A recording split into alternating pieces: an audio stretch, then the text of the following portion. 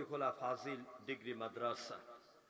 আজকের মাহফিলের প্রধান অতিথি জনাব হাজী আব্দুস সোবহান দুলাল মজুমদার। একটু কমায় দেন ভাই, কমায় দেন, একটু রিভাব থাকবে।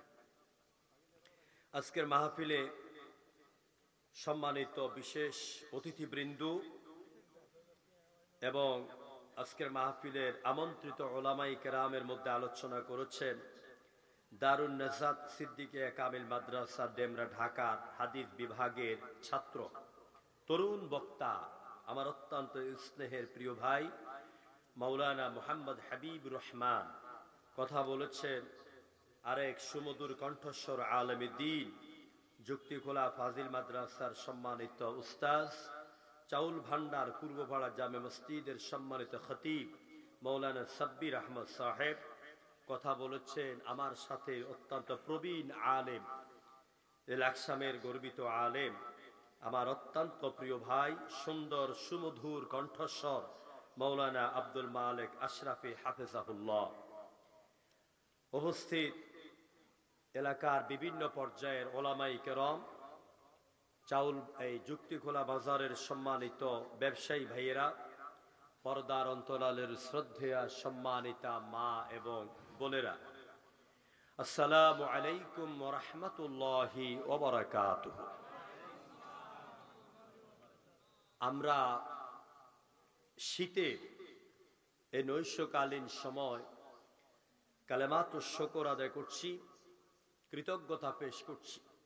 হৃদয় নিংড়ানো সবটুকুন আবেগ ভালোবাসা উজাড় করে দিয়ে দরুদ আমরা প্রশংসা আদায় করছি আমাদের মালিক, আমাদের রব, বিশাল আকাশের মালিক, বিস্তীর্ণ প্রভিন্স এ সাম্রাজ্যের একচ্ছত্র অধিপতি, যিনি আমাদের হায়াত মৌতের মালিক, আমাদের সুখ দুঃখের মালিক, আমাদের রিস্কের মালিক। সবাই বলেন তো সে মালিকের নাম কি? তার প্রশংসা আদায় করতে কষ্ট হবে? আমরা সবাই প্রাণ খুলে বলছি আলহামদুলিল্লাহ। রব্বানা লাকাল হামদ হামদান কাসীরান তাইয়িবান মুবারাকান ফীহি লাকাল হামদু বিল ঈমান লাকাল হামদু বিল ইসলাম ওয়া লাকাল হামদু বিল কুরআন। আল্লাহ তাআলার প্রশংসা আদায়ের পাশাপাশি আমরা এই সবুজ শ্যামল বাংলার জমিন থেকে দরুদ ও সালাম পেশ করছি আমাদের প্রিয় রাসূল, আমাদের প্রিয় নবী, মানবতার নবী, বিশ্ব মানব জাতির জন্য আল্লাহর পক্ষ থেকে সিলেকশনকৃত প্রেরিত প্রিয় শিক্ষক, মানবতার শিক্ষক, প্রিয় রাসূল, মানব জাতির কল্যাণকামী নেতা, আদর্শিক নেতা, গোটা দুনিয়া সমস্ত বিজ্ঞানীদের বিজ্ঞানী, সমস্ত ইমামদের ইমাম, সব নবী রাসূলের ইমাম, সব রাষ্ট্রনায়কদের মহান নেতা, সাইয়্যিদুল মুরসালিন সাহেবে কাবা ও কাউসাইন নবী মুহাম্মদ রাসূলুল্লাহ সাল্লাল্লাহু আলাইহি ওয়াসাল্লামের প্রতি আমি যুক্তিখোলা হাফিজিয়া নুরানি মাদ্রাসা ও এতিমখানার প্রতিষ্ঠাতা, ভাই কথা নাই, প্রতিষ্ঠাতা এবং কমিটি সহযোগী হিতাকাঙ্ক্ষী বাজারে ব্যবসায়ী সবাইকে আন্তরিক মোবারকবাদ জানাচ্ছি। এবং যে দুইজন ভাই আমার সাথে কথা বলেছেন, মাওলানা শরীফ এবং শামসুল হক, তাদেরকে আমি আন্তরিক মোবারকবাদ জানাচ্ছি। দীর্ঘ 22 বছর পর আমি আপনাদের এলাকায় এসেছি। 22-23 বছর আগে চাউল ভান্ডার একটি মাহফিলে এসেছি দুবার। প্রথমবার যখন এসেছিলাম 1999 সাল, আমি কামেল ফার্স্ট ইয়ারে পড়ি। সেখানে যে মসজিদের সামনে মাহফিল ছিল, গাছের ঢালে, পুকুরের পাড়ে নারী পুরুষের বিশাল জামায়াত ছিল। এরপরে বাংলা বাজার এদিকে অনেক এসেছি। 2010-এর পর থেকে আমি তেমন আর এদিকে সময় দেই নেই। প্রিয় ভাইয়েরা, আজকে আমি আসতে পেরে আমি নিজেকে ধন্য মনে করছি। আমি কোরআনের ময়দানে খেদমত চলছে এই বছর সহ 28 বছর। আলহামদুলিল্লাহ কইতেন না? আলহামদুলিল্লাহ। আমি আল্লামা সাঈদীর জুতাগুলি আগায় দিতাম। আমি আল্লামা সাঈদীর কুমিল্লা সার্কিট হাউস ময়দানে এই রোমে 4 কাপটা আগায় দিতাম, টুপিটা মাথায় দিয়ে দিতাম। 2003 সালে স্টেজে আমাকে বুকের সাথে জড়িয়ে ধরেছিলেন। 2003 সালে উত্তর দক্ষিণের আমিরদেরকে নিয়ে সার্কিট হাউসে আমার জন্য দুহাত তুলে দোয়া করেছিলেন। তাই এই ময়দানে আমি আল্লামা সাঈদী আর আমার মা বাবার দোয়ার ফসল ছাড়া আমি আর কিছুই নই।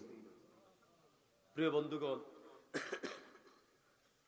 এখন আগে অবস্থান ছিল এক জায়গায়, মাহফিল শুনলে এখান থেকে শুনে আরেক জায়গায় দাওয়াত দিত। এখন বক্তারা বের হয়েছে, মোবাইলকে সামনে করে ঘরে ওয়াজ করে ছাইরা দেয়, ভাইরাল হয়ে যায়, আর লোকেরা ভাইরালের পিছনে দৌড়ায়। কথা ঠিক কিনা বলেন? আমার কথা হলো, যারা কোরআনের কথা বলে এরা হচ্ছে গ্রাম্য চৌকিদারের মতন। গ্রাম্য চৌকিদার কি? গ্রাম্য চৌকিদার গভর্নমেন্ট যখন কোনো অর্ডার করে, গ্রাম্য চৌকিদার ঠিক ওই অর্ডারটা ঢোল বাজাইয়া টিনের মধ্যে ফিটটা মানুষের বাড়িতে বাড়িতে বাজারে সরকারের নির্দেশটা পৌঁছায়া দেন। এটাই হচ্ছে গ্রাম্য চৌকিদার নির্দেশ এবং তার কাজ। চৌকিদার বাড়াইতেও পারে না, কমাইতেও পারে না। আমরা যারা কোরআনে কথা বলি, আমার ভাষা আমরা বলি যে আমরা এইরকম কোরআনের ময়দানে একজন চৌকিদার ছাড়া আর কিছুই নই। চৌকিদার যেই হোক, আমার দায়িত্ব হচ্ছে চৌকিদার যদি কোরআন থেকে কথা বলে আমি তার কথা শুনতে যাব। যেরকম ঠিক কিনা? তারে চিনি বা না চিনি, আমার দরকার হলো চৌকিদারের দায়িত্ব হচ্ছে আল্লাহ পাকের মেসেজ আমাকে পৌঁছাই দিবে, এটা আমি শুনবো আর এটা আমি আমল করব। এটাই আমার দায়িত্ব। আল্লাহ তাআলা আমাদেরকে বুঝার তৌফিক দেখ বলে আমিন। এখন কোন বক্তা কত হাসায়, কোন বক্তা মুরব্বী কইয়া নাচায়, কোন বক্তা বসে দান উঠা যান, এই ধরনের ভাইরাল বক্তাদের পিছনে যুবকেরা মাহফিলে দেয় কত হাসতে পারে। বক্তারে দেখলেই হারুন কিসিঞ্জারের মতো হাসা শুরু করে, ওয়াজ আর কি শুনবে? যেরকম ঠিক কিনা? এটা কোরআনের সাথে চরম বেয়াদবি। আল্লামা আশরাফ আলী থানভী রাহমাতুল্লাহ আলাইহি বলেছেন, কোরআনে মাহফিলে এসে কেউ যদি হাসতে হয় সেই জন্য জান্নাতের নাজ নিয়ামতের কথা শুনে হাসে, আর কেউ যদি কাঁদতে হয় জাহান্নামের আগুনের ভয়ে কাঁদবে।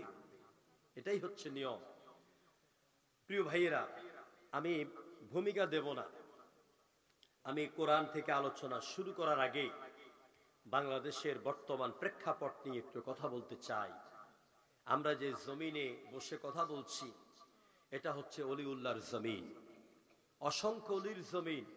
শাহজালাল, শাহ পরান, শাহ মাকদুম, হাজী শরীয়তুল্লাহ, তিতুমির, এরপর চট্টগ্রামের বাইতুস সরব আব্দুল জব্বার পীর সাহেবের দেশ, চরমনায়ের দেশ, সরসিনার দেশ, মৌকরার দেশ, তিলিফের দেশ, সর্বোপরি 50 বছর যেই ব্যক্তি কোরআনে ময়দানে কথা বলেছেন, আল্লামা সাঈদীর বাংলাদেশ। আজকে এই অলিউল্লাহর জমিনে যেখানে শতকরা 92% মুসলমান, সেই দেশের বীর চট্টলা এমন একটা জমিন, যেই জমিনের সাগরের মুখ দিয়ে এই দেশে ইসলামের অনুপ্রবেশ ঘটে। সেই বীর চট্টলায় দিনে দুপুরে আমার মুসলমান ভাইকে জবে করে হত্যা করে মুশরিকরা। চিল্লায় এখন ঠিক কিনা? ইসকন এটি একটি সংগঠন। আপনারা হয়তো অনেকে মনে করেন যে এটা হিন্দুয়ানি সংগঠন। না, এই সংগঠনের সাথে সব হিন্দু জড়িত নয়, আর ইসকন হিন্দুদের সংগঠন নয়। ইসকন কি? আন্তর্জাতিক কৃষ্ণ ভাবানামৃত সংঘ বা international society for Krishna consciousness, অর্থাৎ ইসকন হলো গৌড়ীয় বৈষ্ণব মতবাদের অনুসারী একটি হিন্দু ধর্মীয় প্রতিষ্ঠান।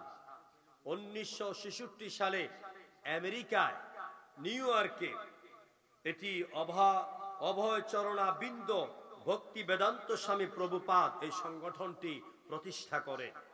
এই সংগঠনের মূল উদ্দেশ্য হচ্ছে হিন্দু এবং মুসলমানদের মধ্যে কাটাকাটি এবং বিভিন্ন পর্যায়ের বিভিন্ন ধরনের এই আপনার বিশৃঙ্খলা সৃষ্টি করা।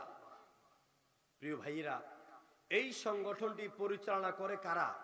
এই সংগঠনটি পরিচালনা করে এক নম্বরে অর্থদান করে ইসরায়েলের ইহুদিরা, 2 নম্বরে খ্রিস্টানেরা। বাংলাদেশে 2টা সংগঠন আছে, 2টা ব্যবসায়িক প্রতিষ্ঠান আছে যারা ইসকনকে টাকা দেয়। একটা হলো শ্যামলী পরিবহন সংগঠন, আর একটা হলো ওই যে স্বপ্ন কি জানি ব্যবসায়িক প্রতিষ্ঠান। এরা এদেরকে আর্থিকভাবে সহযোগিতা করে। যেমন করে আমার বাংলাদেশে তথা কথিত আহলে হাদিসদেরকে অর্থায়ন করে, সহযোগিতা করে ইসরায়েলের ইহুদিরা, যাতে করে মুসলমানদের মধ্যে বিভেদ তৈরি করতে পারে। প্রিয় বন্ধুগণ, দিনে দুপুরে মুসলমানকে হত্যা করেছে একজন যুবক তরুণ সাইফুল ইসলাম আলী। তার দোষ কি?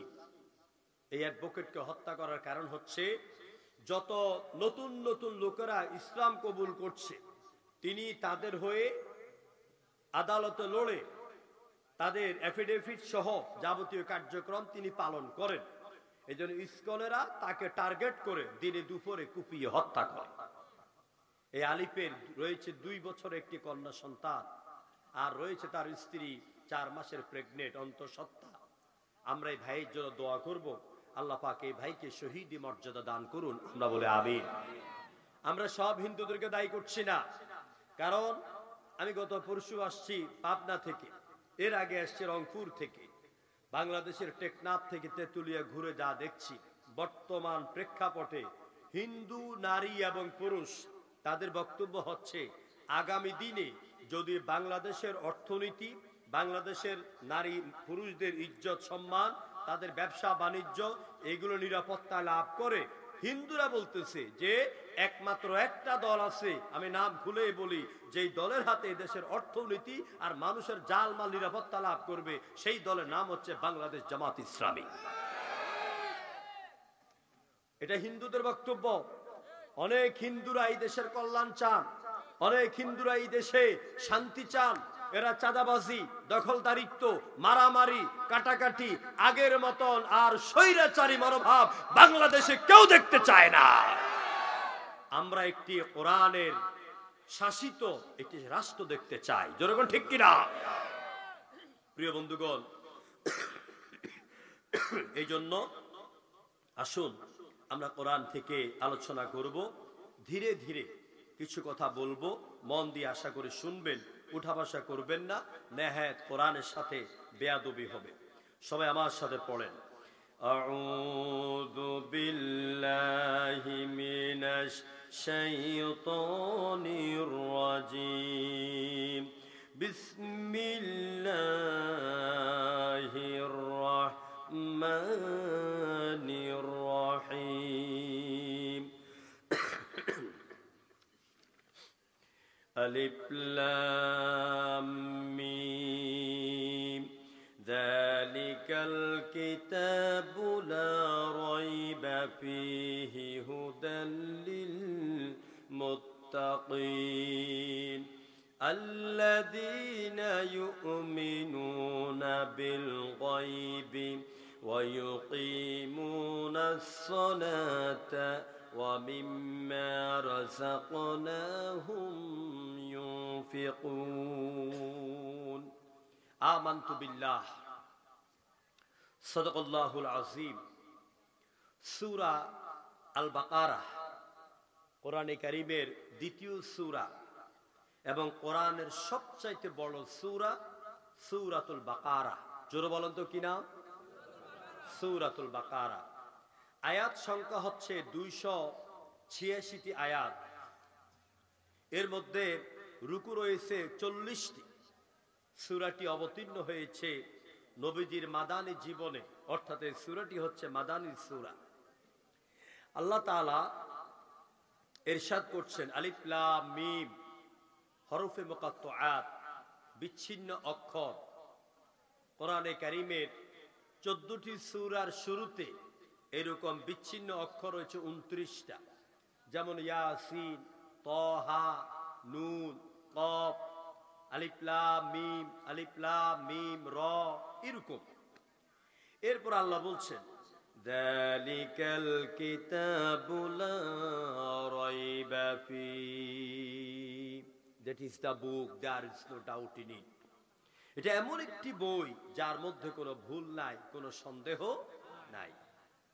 এটার কোনো অক্ষরে ভুল নাই, এটার কোনো শব্দে ভুল নাই, এটার কোনো বাক্যে ভুল নাই, এটার কোনো আয়াতে ভুল নাই, এটার সূরাতে ভুল নাই, গোটা কোরআনে ভুল নাই। সুবহানাল্লাহ কইতেন না? হুদাল লিল মুত্তাকিন, এটি হচ্ছে মুত্তাকিনদের জন্য হেদায়েতের মার্কাজ। খোদাভীরুদের জন্য, তাকওয়াবানদের জন্য হেদায়েতের একটি প্রাণ কেন্দ্র। আল্লাযীনা ইউমিনুনা বিল গায়বি ওয়া ইউকিমুনাস সালাহ। মুত্তাকিনদের কোয়ালিটি আল্লাহ পেশ করছেন। যারা মুত্তাকি হবে, যারা ফরজগার হবে, যারা খোদাভীরু হবে, তাদের এক নাম্বার কোয়ালিটি হচ্ছে তারা অদৃশ্য জগতের প্রতি ঈমান রাখবে। যা দেখা যায় না, না দেখে বিশ্বাস করতে হয়, এই জিনিসটাকে বলা হয় গায়েব। যা আমার শরীরের পঞ্চ ইন্দ্রিয় দ্বারা অনুভূত নয়, আমি জানি না, আমি বুঝি না, এরকম জিনিসই হচ্ছে গায়েবের সংজ্ঞার সাথে অন্তর্ভুক্ত। এই বিষয়গুলির প্রতি যারা ঈমান রাখে, এটা হলো মুত্তাকি হওয়ার জন্য এক নাম্বার কোয়ালিটি। দুই নাম্বার কোয়ালিটি হচ্ছে ওয়ায়ুকিমুনাস সালাহ, এরা সালাত কায়েম করে। তিন নাম্বার কোয়ালিটি হচ্ছে ওয়া মিম্মা রাযাকনাহুম ইউনফিকুন। আল্লাহ পাক এই নামাজীদেরকে, এই ঈমানদারদেরকে আল্লাহর পক্ষ থেকে যে সম্পদ দিয়েছেন, তারা যে সম্পদ অর্জন করেছে আল্লাহর দেওয়া, ওই সম্পদ থেকে যখনই আল্লাহর কোনো কাজে প্রয়োজন হবে সেই কাজে তারা ব্যবহার করে, ব্যয় করে। এই হচ্ছে তিন নাম্বার কোয়ালিটি। আমি এতটুকুন পর্যন্ত থাকি, জানি না আমি প্রথম কোয়ালিটি বলতে পারবো কিনা। কোরআন তো হচ্ছে একটা বিশাল সমুদ্রের নাম। সুবহানাল্লাহ। এই যে একটা কিতাব দেখছেন, যালিকাল কিতাব, এই কিতাবের কথাই আল্লাহ বলছেন। এটা এমন একটা কিতাব, এটার মধ্যে ভুল নাই। তো এই কোরআন একটি কিতাব নয় শুধু, এই কোরআনের একটা হরফ, একটা অক্ষর, যেমন আলিফ, যেমন নুন, মিম, এই এক একটা অক্ষরের উপরে যদি তাত্ত্বিক এবং তথ্যগত দিক থেকে তাফসীর শুরু করা হয়, তাহলে এক একটি কিতাবের তাফসীর, এক একটি অক্ষরের তাফসীর লিখলে এরকম একটা কিতাব হয়ে যাবে। এক একটা শব্দের উপরে, যেমন কিতাব, এই একটা শব্দের উপরে তাফসীর লিখলে এরকম কয়েক খণ্ড কিতাব হয়ে যাবে। এক একটা আয়াতের তাফসীর লিখলে কয়েক খণ্ড কিতাব হয়ে যাবে। এক একটা সূরার উপরে তাফসীর লিখলে কয়েক খণ্ড কিতাব হয়ে যাবে।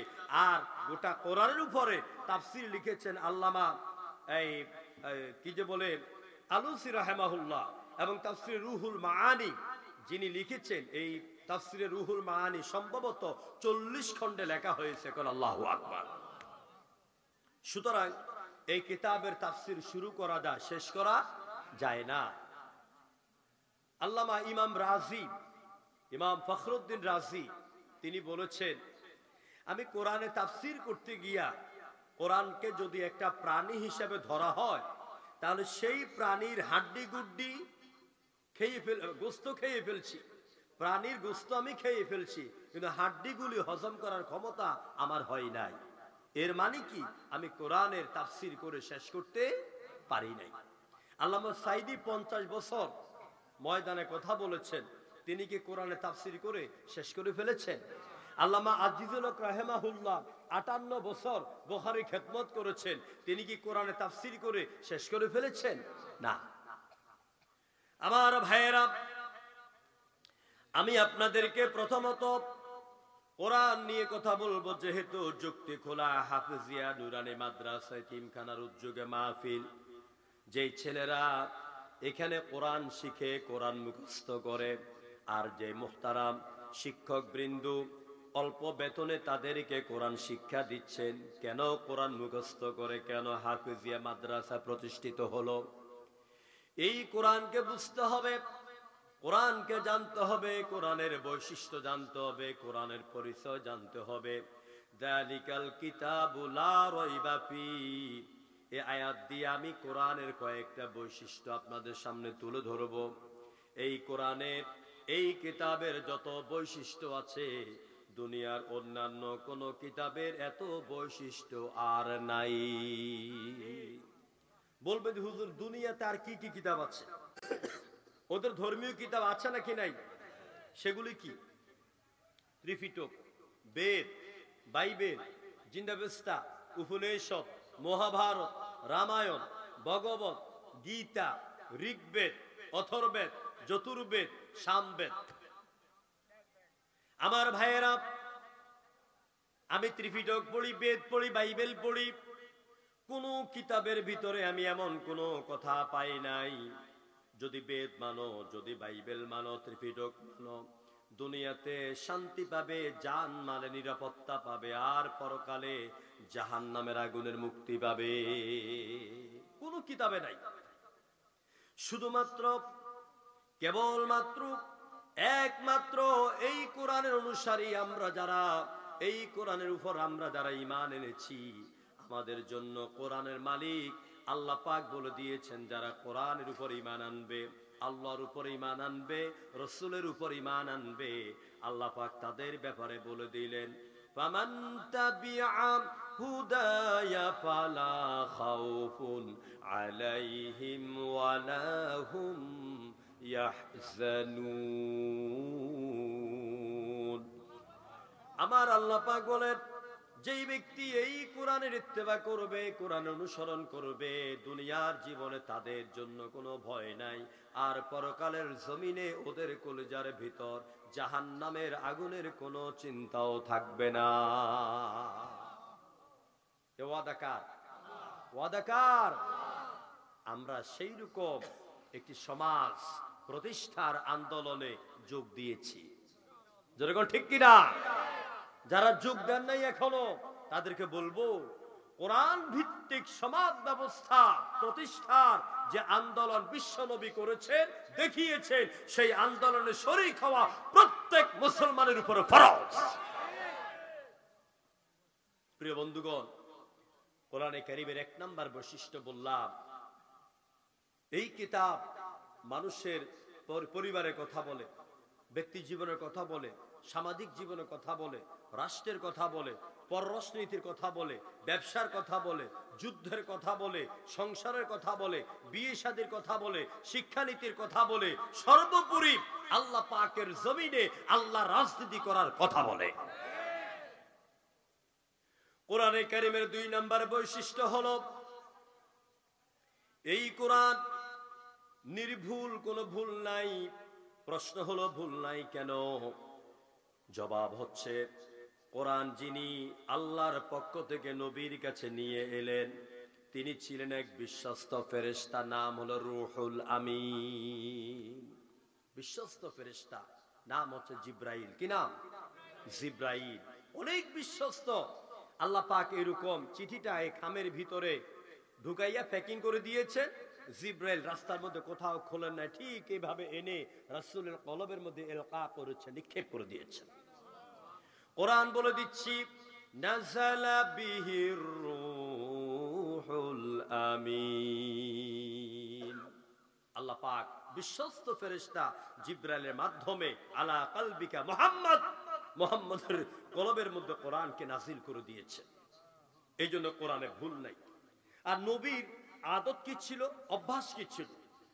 কোরআনে কারীমের 27তম পারা সূরা নাজমের 4th নম্বর আয়াতের ভিতরে আল্লাহ পাক বলে দিলেন, মা ইয়াউতিকু আনিল হাওয়া ইন হুয়া ইল্লা ওয়াহিয়ুন ইউহা।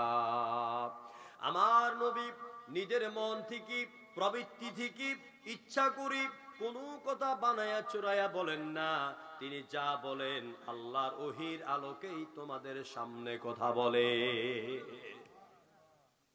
এই জন্য কোরআনের 2য় বৈশিষ্ট্য হলো যে কোরআনে ভুল নাই। এই জন্য জিব্রাইলকে আল্লাহ যেভাবে বলেছেন, জিব্রাইল ওইভাবে নবীর কাছে এনেছেন, আর নবী সেইভাবে কাতেবে ওহীদেরকে সাপ্লাই দিয়েছেন। কোরআনের বিশুদ্ধতার ব্যাপারে 3 নম্বর বৈশিষ্ট্য কথা হচ্ছে এই, কোরআনের মতো বিশুদ্ধ কিতাব আর নাই। প্রশ্ন হচ্ছে, কোরআনে তো নবীজি ইচ্ছা করলে নিজের ইচ্ছা মতো কথা ঢুকাইতে পারতেন, আবার কমাইতে পারতেন। জোরে বলেন ভাই, ঠিক কিনা? কোরআনের ভাষা কি? আরবি ভাষা। নবীর ভাষা কি? তো নবী যদি যেখান দিয়ে ভালো লাগে না, আল্লাহ পাক বলছেন রাতের বেলা উঠে তাহাজ্জুদ পড়েন। হুজুর বলতেন আমি সারাদিন যুদ্ধ করি, ঘুমটুম যাওয়া লাগে, আমার কষ্ট লাগে, যাক এই আয়াত কামিয়ে লুকাইয়া আমি আরেকটা আরবিতে কথা বলে দেই। সাহাবায়ে কেরাম সেটাই লিখতেন। দুনিয়াতে ধরার মতন ক্ষমতা কারো ছিল না। আল্লাহ পাক বলেন নবী যদি আমার এমন করতেন, ওয়ালাউ তাকাব্বাল আলাইনা বা'দাল আকাবিল লাআখাযনা মিনহু বিল ইয়ামিন সুম্মা লাকাতা'না মিনহুল ওয়াতিন। আমার নবী যদি নিজের মন থেকে কোনো কথা বাড়াইয়া বা কমাইয়া কোরআনের ভিতরে ঢুকাইয়া দিতেন, খুব ভালো করে লক্ষ্য করেন, আরশের মালিক আল্লাহ পাক বলেন লা আখাদনা, অবশ্যই আমি আল্লাহ আমার নবীর ডান হাতকে চেপে ধরতাম, আর কি করতাম? সুম্মা লাকাতা'না মিনহুল ওয়াতিন, এই আমার দিকে তাকান, এই নবীর কণ্ঠটারে কাইট্টা টুকরা টুকরা করে ফেলে দিতাম। আল্লাহু আকবার কইতেন না? প্রিয় ভাইরা, এ হচ্ছে সে বিশুদ্ধ কিতাব আল কোরআন। কোরআনে কারীম কথা বলতে পারে, হাঁটতে পারে, চলতে পারে। এ কোরআনের চতুর্থ নম্বর বৈশিষ্ট্য যে কোরআন একটা জীবন্ত কিতাব। জনগণ ঠিক কিনা? কিন্তু আমাদের মতন বাংলাদেশে আর পৃথিবীর সুবিধাভোগী কিছু আলেমরা কোরআনকে মাইরা 40 কইরা খানকার মধ্যে আর মসজিদের তাকের ভিতরে ঢুকাইয়া দিচ্ছে। কোরআন জীবন্ত কিতাব, এটি অর্থনীতির কিতাব, এটি অর্থনীতির সুন্দর পরামর্শ দেয়, দিক নির্দেশনা দেয়। এই দুনিয়ায় সুদ ভিত্তিক অর্থনীতি চলবে না, কোরআন বলছে দুনিয়ায় চলবে যাকাত ভিত্তিক অর্থনীতি। এই কোরআন কিভাবে ব্যবসা করবেন, বিয়ের নিয়ম নীতি কি হবে, ঢোল বাজাইবেন, হলুদ অনুষ্ঠানের নামে ছেলে দেয়া মেয়ের গালে হলুদ লাগাবে, মেয়ে এসে অন্য ছেলের গালে হলুদ লাগাবে, নাকি মেয়েরা মেয়ের পক্ষে ছেলেরা ছেলের জায়গা থেকে ভিন্নভাবে হলুদের অনুষ্ঠান করবে, কিভাবে বিয়ে করবে, সব ফর্মুলা কোরআনে আছে নাকি নাই? ভোট কি দিনের বেলায় নিবেন না রাতের বেলায় নিবেন, আমানত কোন জায়গায় রাখবেন, কেমনে রাখবেন, সব কথা কোরআনে মনে নাই। আছে কিনা বলেন? সংসদের ব্যাপারে কোরআনে একটা সূরা আছে, আছে কিনা বলেন? পার্লামেন্টের নামে সূরা শুআরা। আমার ভাইয়েরা, আল্লাহ রাব্বুল আলামিন কোরআনে কারীমের ভিতরে মানুষের জীবনে যা দরকার সব কথা তিনি বলে দিলেন। তিবিয়ানান লিকুল্লি শাই, মানুষের জীবনে যা দরকার আমি কোরআনে বলে দিলাম। দেশের যুবক সম্প্রদায়, দেশের ছেলেরা মেয়েরা শিক্ষা প্রতিষ্ঠানে কার নাম নিয়ে পড়াশোনা করবে, নাস্তিক্যবাদী পড়াশোনা করবে নাকি আল্লাহর নামে আল্লাহর দেওয়া সিলেবাস অনুযায়ী পড়াশোনা করবে, সেই কথা কোরআনে আছে নাকি নাই? আল্লাহ পাক শুরুতে বললেন ইকরা বিসমি রাব্বিকাল্লাযী খালাক, read in the name of your lord who has created. পড়ো তুমি তোমার রবের নামে, এই রবের নামে পড়তে হবে, রবের নামে শিক্ষিত হবে, কারণ কিয়ামতের দিন রব সম্পর্কে আপনাকে প্রশ্ন করবে। এই জন্য আমাদের শিক্ষা সিলেবাসে রবের শিক্ষা থাকতে হবে। জনগণ ঠিক কিনা? বিগত দিনে আমরা দেখেছি শরীফ থেকে শরীফার শিক্ষা ব্যবস্থা চালু করতেছিল। আমরা সারা বাংলাদেশে যারা মঞ্চে কথা বলি, আমরা বাঘের মতন গর্জন দিয়েছি, আমরা প্রতিবাদ করেছি। ওলিউল্লাহর বাংলাদেশ, শাহজালালের বাংলাদেশে, 92% মুসলমানের বাংলাদেশে আমেরিকা থেকে আমদানিকৃত নাস্তিক্যবাদী শিক্ষা ব্যবস্থা এই জমিনে গঠন করতে দেব না, দেব না, দেব না। ঠিক কিনা বলেন? এই শিক্ষা ব্যবস্থা বাতিল করতে বাধ্য হয়েছে। তারপর বাংলাদেশে নয়া স্বাধীনতা হলো। নয়া স্বাধীনতার জন্য যে সমস্ত ছেলেরা মেয়েরা আমার ভাইয়েরা বোনেরা রক্ত দিয়েছেন, সেই 5 আগস্ট পর্যন্ত আমরা দোয়া করব আল্লাহ পাক তাদের কবরকে জান্নাতের টুকরা বানাইয়া দাও। তাদের রক্তের বিনিময়ে আমরা যে স্বাধীনতা পেয়েছি, আমরা যে কোরআনের কথাগুলি আজকে বলতে পাচ্ছি, আমরা তাদের রক্তের কাছে আমরা ঋণী। আমার ভাইয়েরা, আমরা জালিমকে হটিয়ে আমরা একটি সুন্দর দেশ গঠনের জন্য আমরা দায়িত্ব দিয়েছি অন্তর্বর্তীকালীন সরকারকে ডক্টর ইউনূসের মাধ্যমে। কিন্তু ডক্টর ইউনূস সাহেব কি করলেন?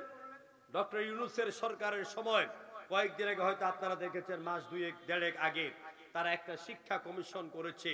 যে শিক্ষা কমিশনের মধ্যে আগের জালিমদের পাঁচটা গোলামের প্রায় অর্ধেক ওই শিক্ষা কমিশনে ঢুকে আবার নাস্তিক্যবাদী শিক্ষা ব্যবস্থা চালু করার যখন পায়তারি করেছে, আমরা ঢাকার বুকে তার প্রতিবাদ করেছি।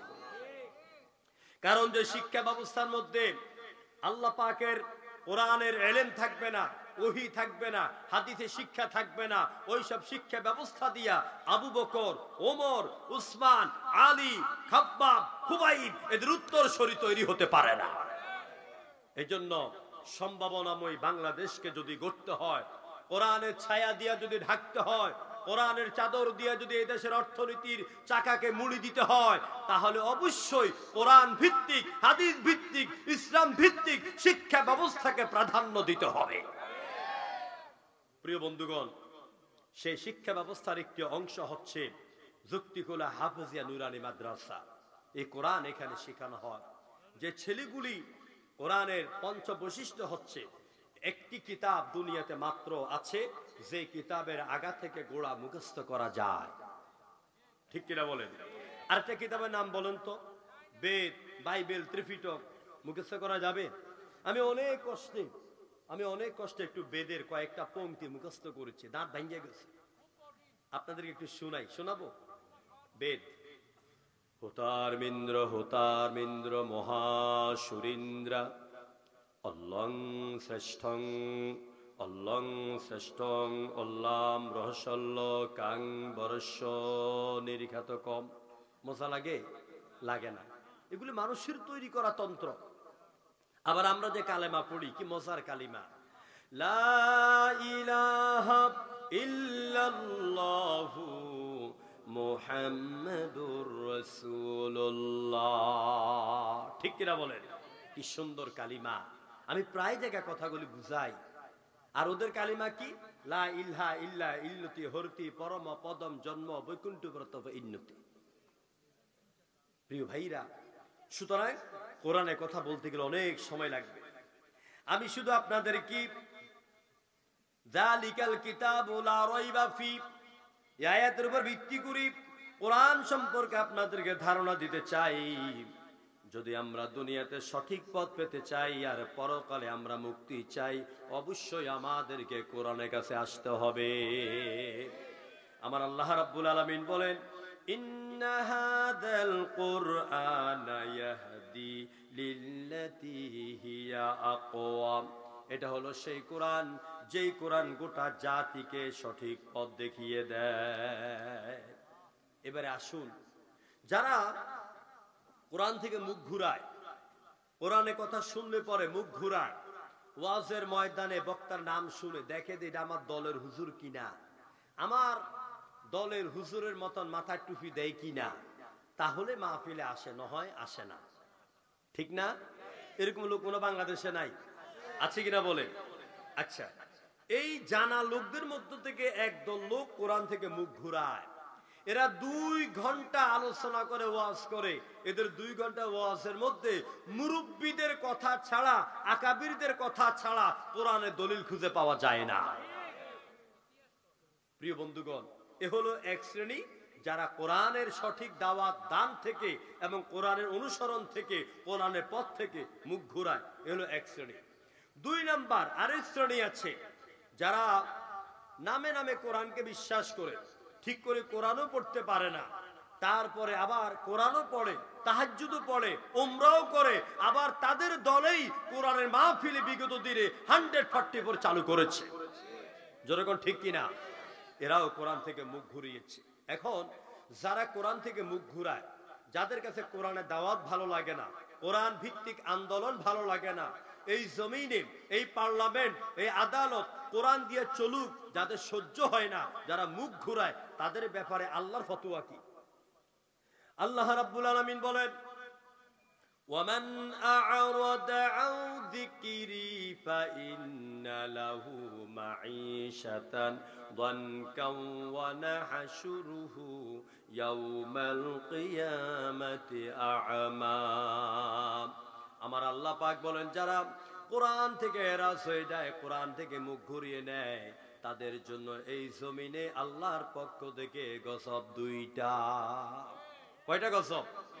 দুইটা।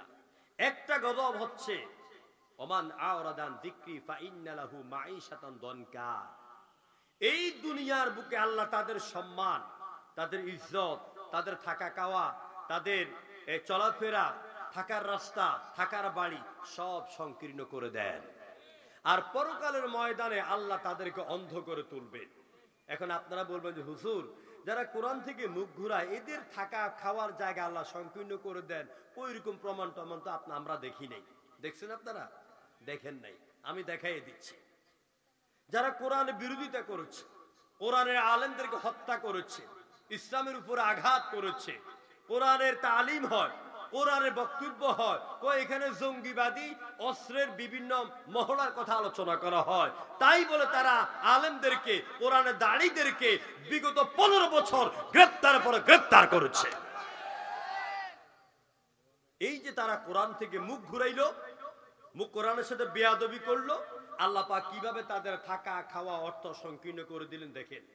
যে বিশাল বঙ্গভবন বাড়িতে ছিল, আম গাছ লাগাইছে, তেঁতুল গাছ লাগাইছে, আপেল গাছ লাগাইছে, মুরগির খামার, কবুতরের খামার, হাঁসের খামার, টাকার পয়সা বস্তা সব ফালাইয়া দুপুর 1:45 হেলিকপ্টার দিয়ে ফলাইয়া গেল। এই বাড়িতে তার জায়গা হয়নি। দনকাও, আমি কোরআন বলছি, ওমান আওরাদান যিকরি ফাইন্না লাহু মাঈশাতান দনকা। মাঈশাতান দনকা কিভাবে আল্লাহ সব সংকীর্ণ করে দেন দেখেন। বঙ্গভবন ফালাইয়া চলে গেল ভারতে। ভালো কথা, যাও ভারতে আপনার এটা কি বলে, এই ত্রিপুরা যেই এয়ারপোর্ট আছে, ওটা না মনে আসতেছে না এই মুহূর্তে, ওখান থেকে বিমান বন্দরে চাকরি করে আমি ইন্ডিয়াতে যখন মাহফিল করি, সেখানে আমার কিছু ভক্তবৃন্দ আছে, তিনি আমাকে সাথে ইমুতে কল দিলেন, দেখাইলেন আপনাদের প্রধানমন্ত্রী আমাদের এখানে নামছে। বাস চলে গেল ভারতে, থাকলো। থাকার পরে এক পর্যায়ে ভারত বলল যে আপনার মেয়াদ এখানে শেষ, এখানে থাকা যাবে না। চলে গেল কাতার। কাতার বলছে না, আমাদের এখানে থাকার সুযোগ হবে না। চলে গেল আবুধাবি। আবুধাবিতে বিমানে 15 ঘন্টা বসা ছিল, নামতে দেয়নি। আবার ফেরত এসেছে ভারতে। এবার আল্লাহর কথা মিলান, ওমান আওরাদান যিকরি ফাইন্না লাহু মাঈশাতান দনকা। যারা কোরআন থেকে মুখ ঘুরায়, এদের জন্য প্রশস্ত জমিন থাকার পরেও আমি আল্লাহ পাক তাদের থাকার জায়গা সংকীর্ণ করে দেই, তাদের রিজিক সংকীর্ণ করে দেই। তারপরে আরেক দাদা হুজুর, দরবেশ বাবা, শুনেন তো, কি সাদা দাড়ি, কি সুন্দর টুপি, কি সুন্দর চুল, আহলে হাদিসের প্রবক্তা। সারা জীবন যার চৌকিদারি করলি, সেই তোকে বাঁচতে দিল না। যে নৌকাতে যায় উঠলি, পদ্মা নদীতে দাঁড়ি দাঁড়ি কামাইয়া ওই তোরে ধরাইয়া দিল। আমি বুঝাইলাম, যারা কোরআন থেকে মুখ ঘুরায়, কোরআনের সাথে বেয়াদবি করে, এদের জায়গা দুনিয়া তো ভালো হয় না, আখেরাতে তো হবেই না। আখেরাতের জমিনে আল্লাহ পাক ওয়ানাহশুরুহু ইয়াউমাল কিয়ামা, ওদেরকে অন্ধ করে তুলবেন। যখন তারা চোখে দেখতে পাবে না, তখন বলবে ক্বালা রাব্বি লিমা হাশারতানি আ'মা ওয়া কাদ কুনতু বাসীরা। ও আমাদের রব, দুনিয়ার মধ্যে আমরা চক্ষুষ্মান ছিলাম, দুনিয়ার কত সৌন্দর্য অবলোকন করেছি, আজকে হাসরের ময়দানে চোখে দেখতে পাই না কেন? আমার আল্লাহ পাক জবাব দিবেন, ক্বালা কাযালিকা আতাতকা আয়াতুনা ফানাসিতাহা ওয়া কাযালিকাল ইয়াউমা তুনসা। ও নাফরমান, ও অহংকারী, ও গর্বকারী, ও সাধারণ জনগণের উপরে অত্যাচারকারী, ও আমার কোরআনের সাথে বেয়াদব পালনকারী, দুনিয়াতে যেইভাবে আমার কোরআন থেকে মুখ ঘুরিয়েছিলে, আজকের হাসরের কঠিন ময়দানে আমি আল্লাহ তোর থেকে মুখ ঘুরাইয়া নিলাম। পড়েন ইন্না লিল্লাহি ওয়া ইন্না ইলাইহি রাজিউন। আল্লাহ যদি সেদিন মুখ ঘুরিয়ে নেন তার কোন বান্দা থেকে, বলেন তো দুনিয়ার কোন রাজা আছে, কোন বাদশাহ আছে, কোন পাওয়ার আছে, কোন ক্ষমতা আছে, কোন মুলুবি আছে, কোন পীর আছে, কোন হুজুর আছে, কোন দরবার আছে আপনাকে সেই আল্লাহর আযাব থেকে বাঁচাবে? কেউ আছে? নাই। এই জন্য আলেম ওলামা দরবেশ ওলি যত ভাইরা আছেন, জামাত বুঝি না, তবলিগ বুঝি না, কওমি বুঝি না, আলিয়া বুঝি না, সব আলেমদের পায়ে হাত দিয়া বলি সময় আছে, এখনো ফিরে আসুন কোরআনের পতাকা তলে। আমার বাবারা, ভাইরা, আলেম ওলামারা, আপনাদেরকে শ্রদ্ধা রেখে আমি বলতে চাই, এই প্রেক্ষাপটে, এই মুহূর্তে, এই সময় আমরা কওমি, আলিয়া, মাজার পূজারি সব আলেমরা যদি ঐক্যের পতাকা তলে আসতে না পারি, সামনে আমাদের কল্লা গুলি দেওয়ার জন্য অপেক্ষায় থাকেন। ঘর থেকে নিয়ে 2 রান ধরে টেনে টেনে ছিঁড়ে ফেলে ফেলবে। এই জন্য আলেমদেরকে ঐক্যবদ্ধ হতে হবে। প্রিয় ভাইরা, কিয়ামতের ময়দানে আপনি যখন দাঁড়াবেন, আপনি কি আলিয়া না কওমি না মাজারি না সুন্নি না আলে হাদিস? কোরআন হাতে নিয়ে কসম করে বলে যায়, আল্লাহ এই প্রশ্ন করবেন না, এই প্রশ্ন করবেন না। তা সব মতভেদ ভুলে যান। আমি ওয়াজ করতেছি, আমার কথা অনেকের কাছে ভালো লাগবে না, কারণ আপনার মাথার ভিতরে কাজ করে আপনার ওই হুজুরের কথা, হুজুর কি বলছে। আপনি আমার উপরে পূর্ণ ঈমান ফেইত আনতে পারেন নাই, আপনি আমাকে বিশ্বাস করতে পারছেন না। এই জন্য আমার ওয়াজ আপনার কাছে কইব, হুজুর যেন কথা কয় রাজনৈতিক চ্যাংটা চ্যাংটা গন্ধ লাগে। এই কথা আপনি এই জন্যই মনে করেন, কারণ আপনার মেমোরির ভিতরে আপনার হুজুরের, আপনার নেতার কথা কাজ করতেছে। এই জন্য আপনি যদি আপনাকে বদলাইতে হয়, পাল্টাইতে হয়, আগে আপনার ব্রেনকে ওয়াশ করতে হবে, যে উনি যা বলছেন যদি কোরআনে দলিল দিয়া বলেন 100% কারেক্ট, আর কোরআনে দলিল বাহিরে বললে আমরা তোমার কথা শুনবো না, বিশ্বাস করবো না, চলে যাব। আমার ভাইরা, আমি এই কোরআনে মাদ্রাসার ব্যাপারে এই আয়াতটা নিয়েছি শুরুতে, যালিকাল কিতাবুল লা রাইবা ফি। এই কোরআনে কারীম যে ছেলেরা শিখছে, আপনাদের ছেলেদেরকে মাদ্রাসায় ভর্তি করায় দেন, হাফেজ বানান। এখনকার হাফেজ হইলে, মাদ্রাসা পড়লে আর মানুষের বাড়িতে দাওয়াতের অপেক্ষা করতে হয় না। হাফেজ তাকরিম চিনেন না আপনারা? হাফেজ তাকরিম ছোট্ট ছেলে, প্রায় আমার সাথে কথা হয়, এই বয়সে কয়েক কোটি টাকার মালিক, বিশ্বজোড়া সম্মানের মালিক, কাবা শরীফের ইমাম আব্দুর রহমান সুদাইসি, সাউদ আশ-শুরাইব, মাহের মারাকালি, যার তেলাওয়াত শুনে চোখের পানি ছেড়ে দিয়েছে। প্রিয় ভাইয়েরা, হাফেজ জাকারিয়া, হাফেজ আবু রাইহান, নাজমুস সাকিব, বড় বড় হাফেজরা সারা ওয়ার্ল্ডের মধ্যে বাংলাদেশকে প্রথম করে দিয়েছে। এই জন্য আপনার ছেলেকে হাফেজ বানান। হাফেজ বানালে কি হবে? আলেম বানালে কি হবে? যুক্তি খোলা ফাজিল মাদ্রাসায় ভর্তি করালে কি হবে?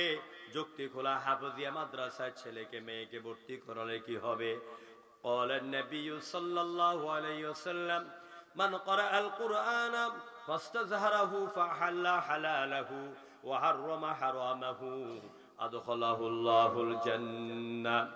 বিশ্বনবী বলেছেন, যারা কোরআন পড়ে, কোরআন মুখস্থ করে, কোরআনের আলেম হয়, কোরআন অনুযায়ী হালালকে হালাল জানে, হারামকে হারাম জানে, এই অনুযায়ী জীবন রচনা করে, এই লোকটা মরার পরে হাফিজে কোরআনে আলেমে দ্বীনের মৃত্যুর পরে আল্লাহ পাক যখন তাকে আল্লাহর জান্নাতে যাওয়ার পারমিশন দিবেন, ওই ব্যক্তি যখন জান্নাতে যেতে থাকবে, আমার আল্লাহ পাক ফেরেশতাদেরকে বলবেন, ফেরেশতা আমার বান্দাকে দাঁড় করিয়ে দাও, আর আমার বান্দাকে বলো, আমার বান্দা হাফেজ হওয়ার জন্য, আলেমে দ্বীন হওয়ার জন্য তাকে, তার পরিবার, তার গ্রাম, তার বংশের মধ্যে কারা কারা সাহায্য করেছে, আর ওদের মধ্যে যাদের উপর জাহান্নামের আগুন ওয়াজিব হয়ে গেল, ওই 10 জনের ব্যাপারে আমার কাছে অ্যাপ্লাই করতে বলো, সুপারিশ করতে বলো।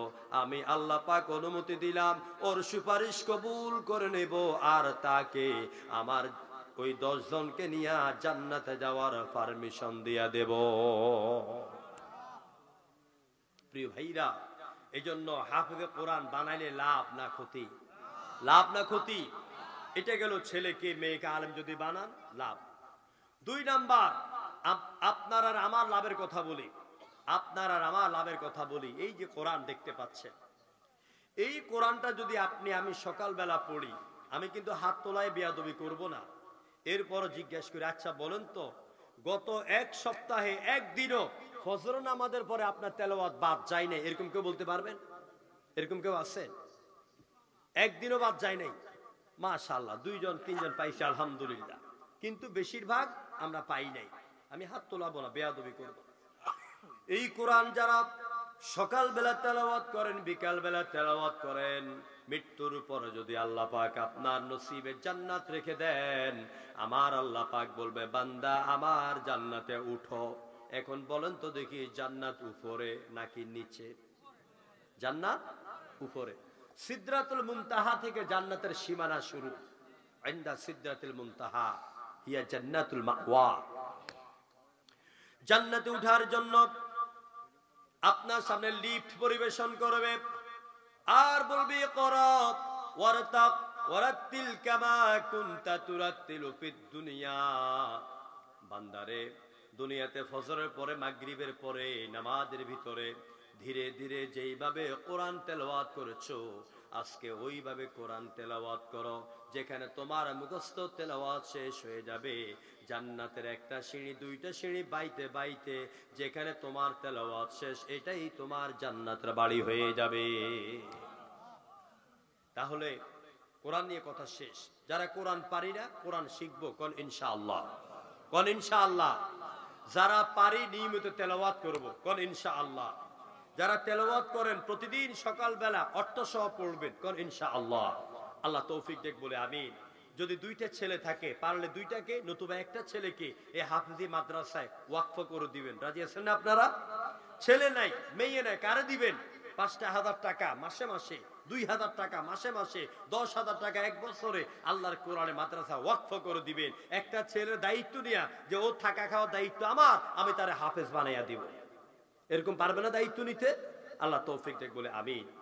আমার ভাইয়েরা, আল্লাহ রাব্বুল আলামিন এরপরে বলছেন যালিকাল কিতাবু লা রাইবা ফীহি হুদাল লিল মুত্তাকিন। এখন আল্লাহ পাক বলছেন মুত্তাকিনদের কথা। মুত্তাকিন কাকে বলা হয়? মুত্তাকি হচ্ছে, এটি তাকওয়া থেকে, তাকওয়া এসেছে ওয়াকিয়ুন থেকে, ওয়াও কাফ ইয়া ওয়াকিয়ুন। তো ওয়াকিয়ুন শব্দের অর্থ কি? তাকওয়া শব্দের অর্থ কি? বেঁচে থাকা, বিরত থাকা, আত্মরক্ষা করা, আত্মসংযম করা। পরিভাষায় তাকওয়া বলা হয় আল্লাহ যা আদেশ করেছেন করার জন্য, আর যা নিষেধ করেছেন না করার জন্য, জাহান্নামের আগুনকে ভয় করে ওই সব নিষিদ্ধকৃত বস্তু থেকে ফিরে এসে আদেশকৃত যেই কাজগুলি করতে হবে, এই কাজগুলি দিয়ে জীবনকে সাজাবার নামই হচ্ছে তাকওয়া। আর যে ব্যক্তি এই কাজগুলি করবে তিনি হচ্ছেন মুত্তাকি। তিনি কি? তিনি মুত্তাকি। এখন আমরা সমাজে নিজেকে সবাই তাকওয়াবান মনে করি, সবাই খুব আল্লাহওয়ালা, বিরাট মাথার মধ্যে পাকড়ি আছে, হাতের মধ্যে তসবিহ আছে, সেজদা দিতে দিতে কপালের মধ্যে দাগ পড়ে গেছে, হাঁটুর মধ্যে কালো দাগ পড়ে গেছে, ছোট গিরার মধ্যে মেস্তা পড়ে গেছে। এত সেজদা দেই, এত নামাজ পড়ি, মাশাআল্লাহ। রাতের বেলা 10,000 বার জিকির, ফজরের পরে 5,000 বার জিকির, সবই করেন, ঠিক আছে। কিন্তু এই জিকিরের রাস্তা থেকে বের হওয়ার পরে, মসজিদ থেকে বের হওয়ার পরে রমরমা সুদের ব্যবসাটা তো এই লোকটাই করে। কথার জবাব দেন, ঠিক কিনা? এই লোকটাই সুদের ব্যবসা করে। আবার এই লোকটাই মসজিদ কমিটির সভাপতি, মসজিদ কমিটির সেক্রেটারি, মসজিদ কমিটির ক্যাশিয়ার। এই লোকটার সামনে যখন মসজিদের খতিব জুমার দিন সুদের বিরুদ্ধে কথা কয়, ঘুষের বিরুদ্ধে কথা কয়, আল্লাহর আইনের পক্ষে কথা বলে, রাসূলের আদর্শ ভিত্তিক সমাজের কথা বলে, এই লোকটা দাঁড়ায় বলে হুজুর আগামী জুমাতে আপনি আর মসজিদে আসার দরকার নাই। ঠিক না? এই লোকগুলি তো। তাহলে আপনি এবার মিলান, وَمِنْ يَقُولُ آمَنَّا بِاللَّهِ وَبِالْيَوْمِ الْآخِرِ وَمَا هُمْ بِمُؤْمِنِينَ।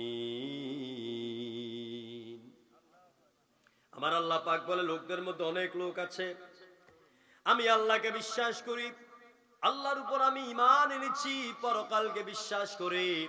লেবাসে সিরাতে সুরতেই আল্লাহ বলে তোমারে মুসলমানে মনে হয়, মুমিনে মনে হয়, কিন্তু আমি আল্লাহ তোমার কারিগর, আমি আল্লাহ তোমাকে বানাইলাম। এবার আমি আল্লাহ পাক তোমার অন্তর্যামী, আমি আল্লাহ তোমার সম্পর্কে সার্টিফিকেট দিলাম। ওয়ামা হুম বিমুমিনিন, না তুমি মুমিন না। কে বলতেছেন এই কথা? জোরে করে কে বলতেছেন? আল্লাহ বলতেছেন। আমার মতো হুজুর যদি এরকম লোকদেরকে বলি মিয়া আপনি মুমিন না, আমার মাথা থাকবো? মাথা ফাটাইয়া শেষ করে দিবে। আল্লাহ পাক বলছে তোমার দাঁড়িয়ে আছে ঠিক, টুপি আছে ঠিক, নামাজও আছে ঠিক, সেজদাও আছে ঠিক, উমরাও আছে ঠিক, হজও আছে ঠিক, কিন্তু তোমার যে মেইন ফাউন্ডেশন, মেইন জেনারেটর, এটা ঠিক নাই। জোরে কোন ঠিক কিনা? মেইন জেনারেটর হলো কলব। জোরে বলেন কি?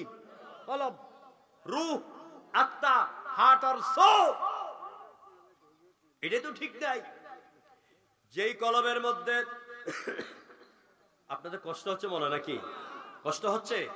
সবাই একটু জোরে সরে পড়েন লা ইলাহা ইল্লাল্লাহ, জোরে লা ইলাহা। একটু চা দেন তো, কষ্ট করে ভাই, ফেলে দিয়ে একটু চা দেন। জোরে লা ইলাহা ইল্লাল্লাহ, লা ইলাহা, নেই কেহু নেই আল্লাহ ছাড়া,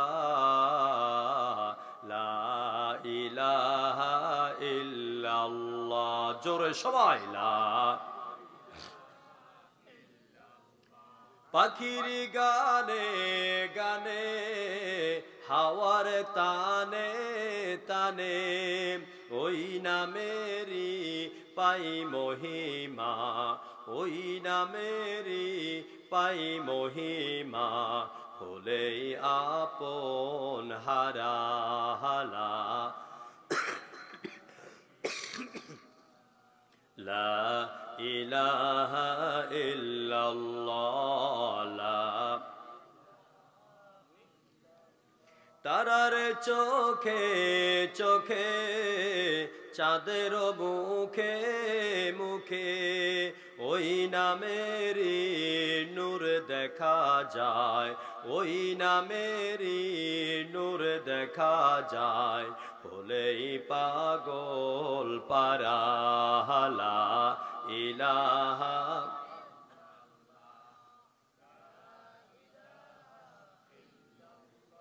জোরে লা ইলাহা,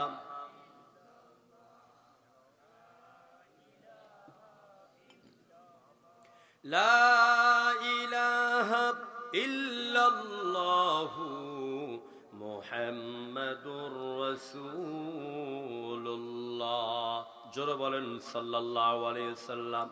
আমার ভাইয়েরা, মূল কথা হলো যারা আল্লাহ কি ভয় করে চলবেন, কিভাবে ভয় করবেন, কিভাবে তাকওয়া অর্জন করবেন। আপনি যখন দোকানের মধ্যে ওজন দিতে যাবেন, আপনি যদি দেখেন একটা পচা আলু 1 কেজির ভিতরে আছেন, এটা আপনার নজরে পড়েছে, আর আপনি যদি এই কথা মনে করেন যে আল্লাহ পচা আলু হয়তো কাস্টমার জানে না, দেখবে না, এখানে আমি একটা ভালো আলু দিলে তো আমার কমবে না, পচা আলুটা আপনি ফেলে দিলেন আমার আল্লাহকে ভয় করে, এটাকে বলা হয় তাকওয়া। ওজনে আপনি কম দিলেন না, জমিন চাষ করতে গেলেন, আরেক বিঘত জমিন বাড়াইয়া আরেকজনের জমিনের উপর আপনার আইলটা আপনি ঠেলে দিলেন না, এটার নাম হলো তাকওয়া। বিশ্বনবী বলেছেন যারা দুনিয়াতে জোর জবরদস্তি করে দখল করে, অন্যের জমি দখল করে, কিয়ামতের ময়দানে, বুখারী হাদিসের বর্ণনা, ওই ব্যক্তির গলায় আল্লাহ পাক দুনিয়ার 7 স্তবক জমিনকে তার গলার মধ্যে ঝুলাইয়া দিবে। আল্লাহকে ভয় করে যদি আরেকজনের জমিনের আইল ঠেলা থেকে বেঁচে থাকেন, এটার নামই হচ্ছে তাকওয়া। এরপরে আপনার সামনে সুন্দর মেয়ে যাচ্ছে, আপনার ভিতরে যদি এই ভয়টা চলে আসে, আমার আল্লাহ পাক দুনিয়ার মুমিন পুরুষদেরকে লক্ষ্য করে বলেছেন, কুল্লিল মুমিনিনা ইয়াকুদ্দু মিন আবসারিহিম ওয়া ইয়াহফাযু ফুরুজাহুম। আমার আল্লাহ পাক বলেন, হে নবী আপনি বলে দেন মুমিন পুরুষদেরকে, তোমরা পরনারী থেকে চক্ষুকে নিম্নগামী করো। আপনি আল্লাহকে ভয় করে পরনারী থেকে চোখরে আপনি নিচে নামায় ফেললেন। নারীরা যখন চলবে, কালো চশমা পরে, কালো বুরকা পরে, নারী যদি এই কথা মনে করে আমাকে তো কেউ দেখবে না, আমি পুরুষের 14 গোষ্ঠীকে দেখতেছি, ও আমার মায়েরা বোনেরা, ওই সময় যদি আপনার মনে পড়ে যায়, আমার আল্লাহ তো বলেছেন কুল্লিল মুমিনাতি ইয়াগুদুদনা মিন আবসারিহিন্না ওয়া ইয়াহফাযনা ফুরুজাহুন্না। হে নবী, আপনি বলেন, হে মুমিনা নারীরা, তোমরা পরপুরুষ থেকে তোমাদের চক্ষুকে নিচের দিকে নামায়া ফেলো। কোরআনের এই আয়াত মনে করে যদি আপনার চোখে দৃষ্টিকে নিচের দিকে নামান, এটার নাম হলো তাকওয়া। এটা নাম কি? এটা নাম হচ্ছে তাকওয়া। এখন আসেন, এইভাবে যদি আপনি তাকওয়া অর্জন করেন, কারো থেকে আপনি ঋণ নিলেন, এই ঋণ যদি আপনি আল্লাহকে ভয় করে পরিশোধ করে দেন, বিশ্বনবী বললেন আল্লাহ পাক চাইলে তার বান্দার জীবনে সব গুনাহ মাফ করে দিবেন। কিন্তু যারা ঋণ করে মারা যায়, মানুষের ঋণ পরিশোধ ইচ্ছা করে পরিশোধ না করে মারা যায়, কিয়ামতের দিন ওই ব্যক্তি যেই পর্যন্ত মাফ না করবে, ওই পর্যন্ত আমার আল্লাহ তাকে মাফ করবে না। এই জন্য ঋণ জিনিসটা হচ্ছে মারাত্মক জিনিস। যার থেকে ঋণ নিয়েছে আদায় করে দেন। দেখুন, নবী করিম সাল্লাল্লাহু আলাইহি ওয়াসাল্লাম একজন ইহুদি থেকে কিছু টাকা ঋণ নিয়েছেন। তো নেওয়ার পরে তো হুজুর তাকে একটা সময় দিয়েছে যে আমি এই সময়ের ভিতরে আপনার টাকাটা আমি পরিশোধ করে দিব। আল্লাহ রসুল ঠিক ওই সময় পুরোবার একদিন আগেই ইহুদির ঋণটা পরিশোধ করে দিলেন। এখন ইহুদি এই রসুল থেকে ঋণ নেওয়া ঋণ, এই টাকাটা পাওয়ার পরেও তিনি নির্দিষ্ট দিনে বা এর পরের দিন আইসা তিনি হুজুরের সাথে মসজিদে নববীর সাথে কাবজাব লাগিয়ে দিয়েছে, মুহাম্মদ তুমি আমার থেকে ঋণ নিয়েছ, আমাকে তুমি আমার ঋণ পরিশোধ করো নাই। হুজুর বলছেন দিয়েছি, ও বলে দেয় নাই। হুজুর বলছে দিয়েছি, ইহুদি বলছে দেয় নাই। এমন সময় হযরত ওমর ফারুক রাদিয়াল্লাহু তাআলা আনহু এসে পড়লেন। বলছে হুজুর কি হয়েছে? বলছে দেখো, আমি এই ইহুদি থেকে কিছু টাকা ঋণ নিয়েছিলাম, আমি আবার ওয়াদার একদিন আগেই আমি এটা ফিল আপ করে দিয়েছি। এখন আমি বলছি দিয়েছি, ও বলে দেয় নাই। আমি বলছি ইয়া রাসূলুল্লাহ, আপনি ওর টাকাটা সঠিকভাবে পরিশোধ করে দিয়েছেন। বিশ্বনবী বলছেন ওমর এটা কি করে হয়?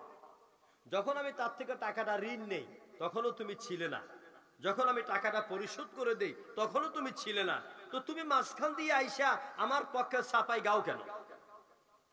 হযরত ওমর বলছেন ইয়া রাসূলুল্লাহ, ইহুদির থেকে সামান্য কয়েকটা টাকা নিয়েছেন, আবার পরিশোধ করে দিলেন, এটা আপনার জবান দিয়ে বারবার বলছেন, এটা কেন আমি বিশ্বাস করব না? আপনি তো সেই নবী, আমরা যে আল্লাহকে জানতাম না, চিনতাম না, আপনি বলার কারণে ওই আল্লাহর উপর ঈমান এনেছি। যে জান্নাতের কথা আপনি বলেছেন কখনো দেখি নাই, ওই জান্নাতকে ভালোবেসে নিজের জান এবং মাল কোরবান দেওয়ার জন্য যে কোনো সময় প্রস্তুত। যে জাহান্নামের কথা বলেন, ওই জাহান্নামের ভয়ে উঠেই রাতের গভীরে আল্লাহর দরবারে কান দিয়ে সেজদা দেয়। ইয়া রাসূলুল্লাহ, এত বড় বড় কথাগুলো বিশ্বাস করলাম আপনার মুখের কথা শুনে, আর বুঝি সামান্য কয়েকটা টাকা আপনি দিয়েছেন, এই কথা বুঝি আমি বিশ্বাস করব না। সুবহানাল্লাহ। ঈমান কাকে বলে, তাকওয়া কাকে বলে? তো ঋণের কথাটা এই জন্য বললাম, ঋণটা পরিশোধ করে দিবেন। যারা এইভাবে সমাজে আল্লাহকে ভয় করে চলবেন, আল্লাহ পাক তাদেরকে সবচেয়ে সম্মানিত করেন। যেরকম ঠিক কিনা? ইন্না আকরামাকুম ইনদাল্লাহি আতকাকুম। যে ব্যক্তি আল্লাহকে অধিক পরিমাণে ভয় করে তার সম্মান বাড়ায় দেন কে? ওই যে উমর রাদিয়াল্লাহু তাআলা আনহু রাতের বেলা হাঁটতেছে, গভীর রাত্রে ঘুরে ঘুরে রাজ্য দেখছে। আপনাদের কষ্ট হচ্ছে নাকি? আর অল্প বলে মুনাজাত করে দিব।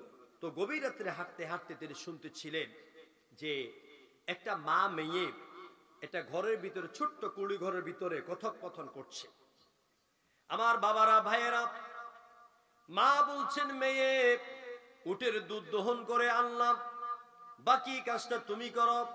কয় মা বাকি কাজটা কি? কয় মেয়ে তুই কি বুঝিস না, দুধ পাইলাম 10 লিটার, পানি মিলাও আর 10 লিটার। কয় লিটার হবে? 20 লিটার। কয় মা তুমি কি জানো না খলিফাতুল মুসলিমিন ওমর রাদিয়াল্লাহু তাআলা আনহু আদেশ করেছেন দুধের সাথে পানি মিশানো যাবে না। কয় রাখ তোর ওমরের আইন। ওমর এখন নাকের ডগার মধ্যে তেল দিয়ে ঘুমাচ্ছেন। আমরা মা মেয়ে কি করতেছি, ওমরকে দেখতেছেন নাকি? আসলে ওমর কোথায়?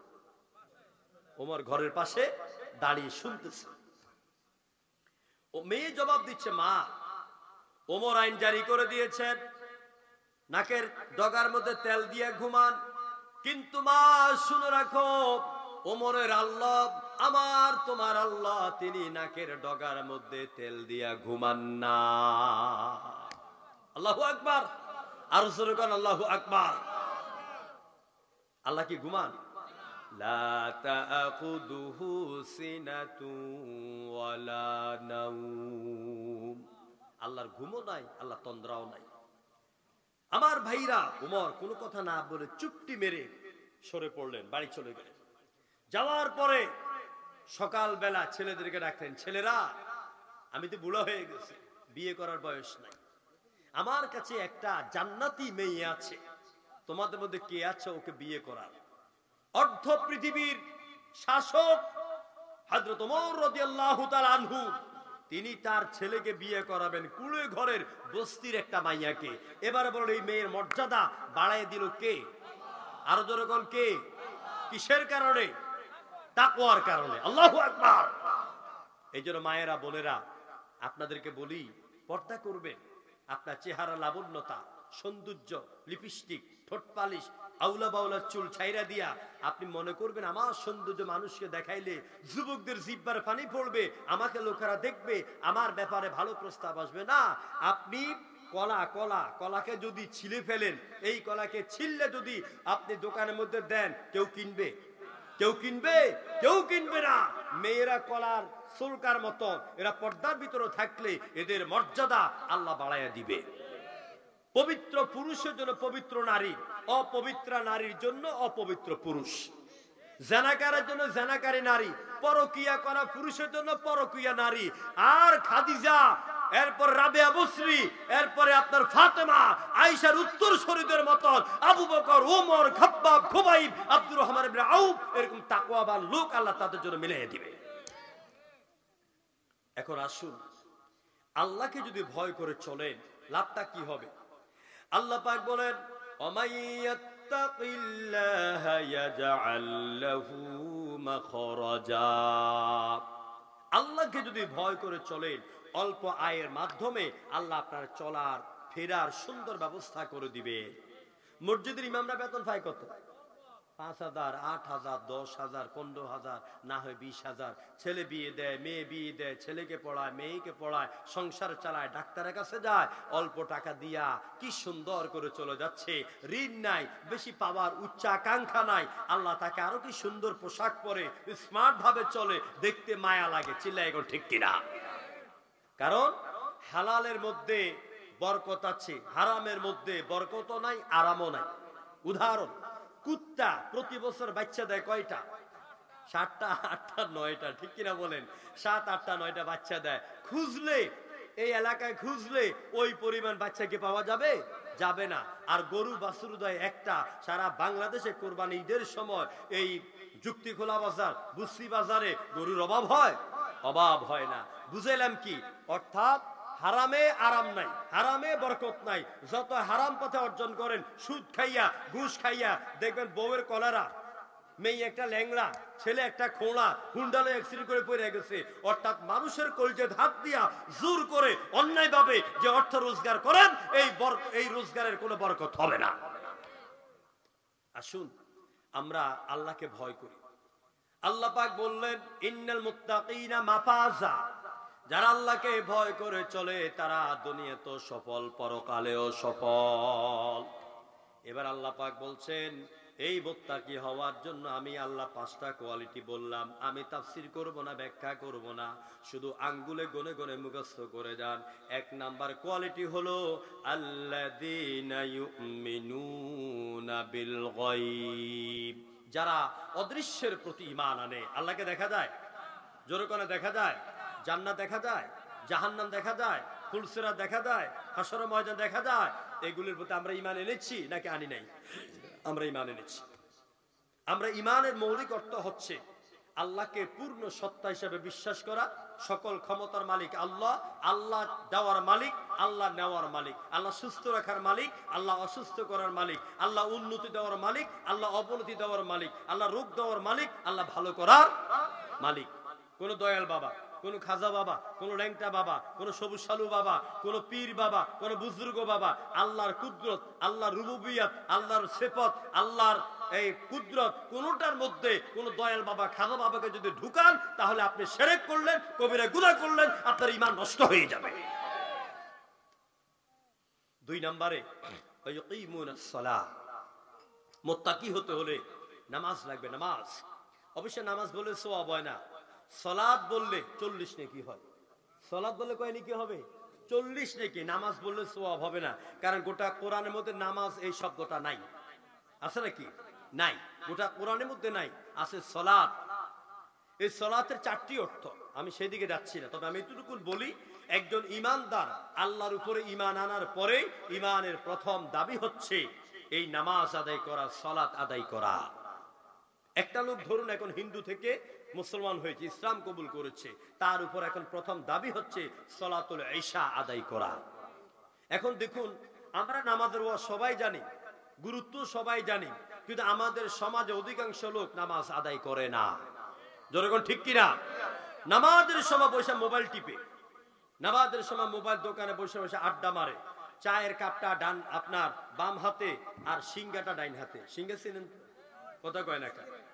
ও আমার ভাই দেখছে, সিঙ্গা আপনার টান মারে, আবার উপর দিকে ছু করে ধোঁয়া ছাড়ে, মঙ্গল গ্রহে ধোঁয়া গেছে কিনা এমন তাকাইয়া থাকে।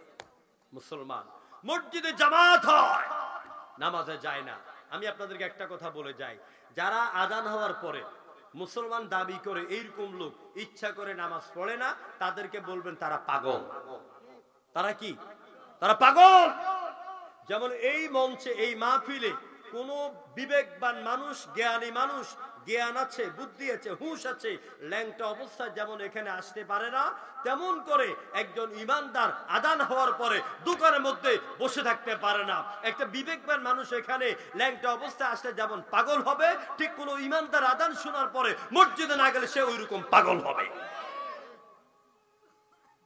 কাফেরের মধ্যে আর মুমিনের মধ্যে পার্থক্য কি? মান তারাকা সালাতা মুতাআম্মাদান ফাকাদ কাফারা।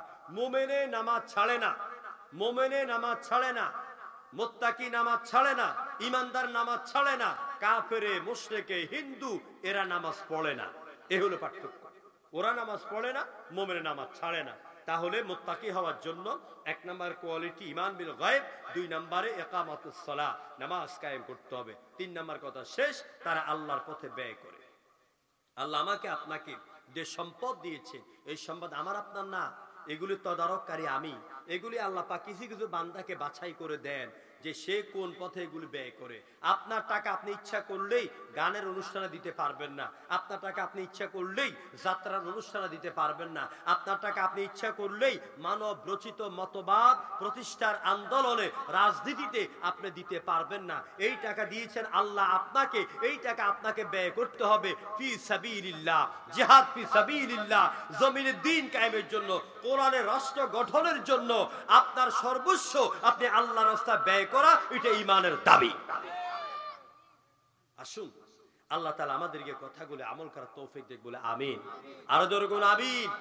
আমি হয়তো অনেকদিন পর এখানে এসেছি, আর আমি ফেসবুকে অন্যদের মতন কেউ কেউ 30 লাখ, 40 লাখ, 25 লাখ টাকা খরচ করেছে ফেসবুকে শুধু প্রচার হওয়ার জন্য।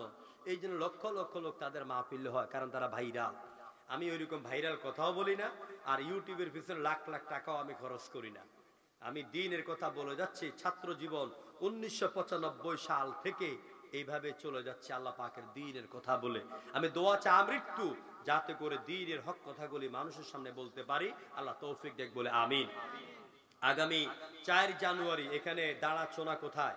আমার মাহফিল আছে, সেখানে আমরা এটি গুরুত্বপূর্ণ বিষয় নিয়ে কথা বলবো। ইন্না দীনা ইনদাল্লাহিল ইসলাম, Islam is the complete code of life. এই ইসলাম প্রতিষ্ঠার জন্য মুজাহিদেরা, রাসূলের সাহাবীরা কিভাবে ময়দানে রক্ত দিয়েছেন, আমাদের কি করতে হবে আগামী বাংলাদেশকে কোরআন রাষ্ট্র গঠনের জন্য, ওখানে উত্তাল আলোচনা হবে ইনশাআল্লাহ। সংগঠনের ভাইরা দলে দলে সেখানে দাওয়াত দিয়ে যাবেন। আজকের মাহফিল কর্তৃপক্ষ, আমাদের মোহতারাম সভাপতি, আমার উস্তাদ তুল্য, আমার বাবা নেই আমার বাবা তুল্য, আজকের সভাপতি আলহাজ কারি জহিরুল হক সাহেব সহ মাহফিল কর্তৃপক্ষ, মাদ্রাসার হাফেজ সাহেব জনাব বাশার সাহেব, না বাশার সাহেব সহ আমি সবাইকে, এরপরে মুরব্বী প্রতিষ্ঠাতা কি নাম জানি, কি কি দাওয়াত আছে? ইসলাম ছাড়া আরো অন্যান্য ধর্ম আছে নাকি নাই? কথার জবাব দিতে হবে ভাই, আছে না নাই? যেমন হিন্দু ধর্ম, বৌদ্ধ ধর্ম, পারসিক ধর্ম, জারদাস ধর্ম, ইহুদি ধর্ম, খ্রিস্ট ধর্ম,